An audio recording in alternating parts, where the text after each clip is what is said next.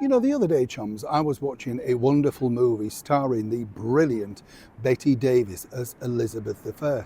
And the reason for that was I was going through an old interview that I'd done with the equally brilliant Dame Joan Collins. And Dame Joan starred alongside her with Richard Todd in that epic 20th Century Fox movie. And what was interesting about it was, you know, you could see that Betty was a wonderful actress, and apparently had even shaved her head to make sure that she had a replication of how apparently Queen Elizabeth I would have looked. But what struck me was the scene was simply in a bedroom, and it was the way that she flung open the bedroom curtains. No, I'm not talking about the ones at the window, but around the bed. And recently I was lucky enough to partake in a very private and sneaky peek inside Buckingham Palace, which got me thinking about exactly, well, what did they do all those years ago in Victorian times simply to keep warm? And who was really the innovator of this? As ever, let me explain.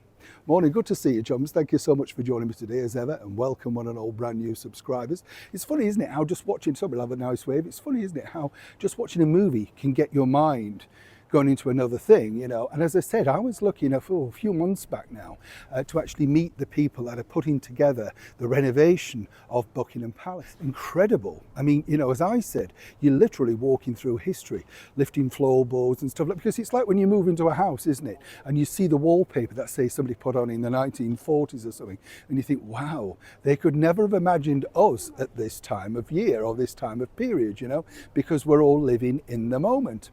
And what was interesting when you look around Buckingham Palace, and you've seen a few artifacts already, newspapers and cigarette boxes and stuff like that, well, clearly there's so much more because the history is there for so long, isn't it? And it got me thinking when I was talking to the people exactly about, you know, how you look at it in the modern day age today. We've just found out, in fact, over here in the United Kingdom, that our current British Prime Minister, the Right Honourable Sir Keir Starmer, could not fire his own energy minister. Yeah, I know. Really? Ed Miliband couldn't refuse to go. And you kind of think, you're the boss, this is the energy, right? And this is the thing, that when you look at sort of strong leadership, as somebody like Queen Victoria was. I told you a while back that Queen Victoria was very hesitant,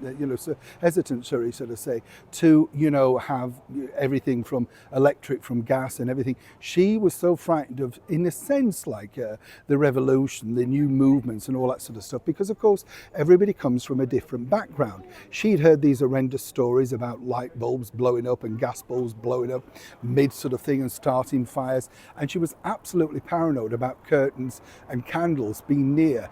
You know, she basically made sure that everybody was fully trained on how they should look after not just her, but the palace and themselves.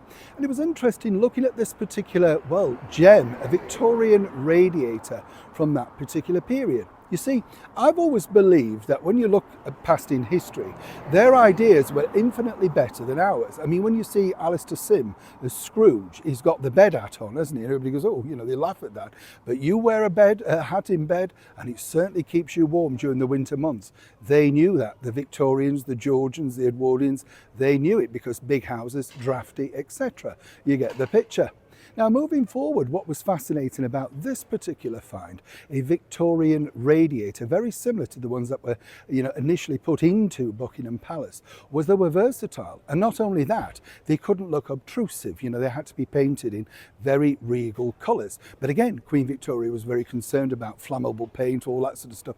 Very savvy woman. But if you notice, they had some very clever ideas also, because unlike today where we moan about our energy, and I don't know if you've noticed that, but say if you sit out in a bar like this now, they put heater ramps on, don't they? So you sit out and you can sit out in the winter and this heat above you, it's very nice. But essentially it's just heat going into the air, isn't it? I mean, really, you know, it's not preserving climate or anything, is it? Interesting. What's fascinating here, though, when you look at that radiator, was in the very early royal radiators, right? They had the things where, yes, they could even warm plates just ahead of a banquet. Not only that, they could have towels warmed, and they could have all sorts of little compartments put in. They made it versatile. And it got me thinking that when you look at today and you think, well, what did the Victorians give us, and why were they so clever? Yes, somebody like Queen Victoria, right to be a little bit nervous about things. But as I say, in this particular find, you look and think, very clever, because you see, the idea was that if they brought, say, a big banquet up from downstairs in the kitchen, by the time they got it up there, it may need a quick warming up. And along the way, they could place certain things just to gently warm through, all the while the radiator was running at the same time. So when you think about it and you look around and think, oh, we're clever, we're innovative, we've come up with all the ideas. As I often say here on the show, chums, trust me, history is simply repeating itself. And when you see something like this that would still very much work today, well, what's wrong with making things like this once again? I'm sure we could all save so much more money. And trust the royals and their people behind them to come up with these ideas first. It's just a shame us mere mortals never got to sample it for many years later. Neil Shawn in the very heart of London.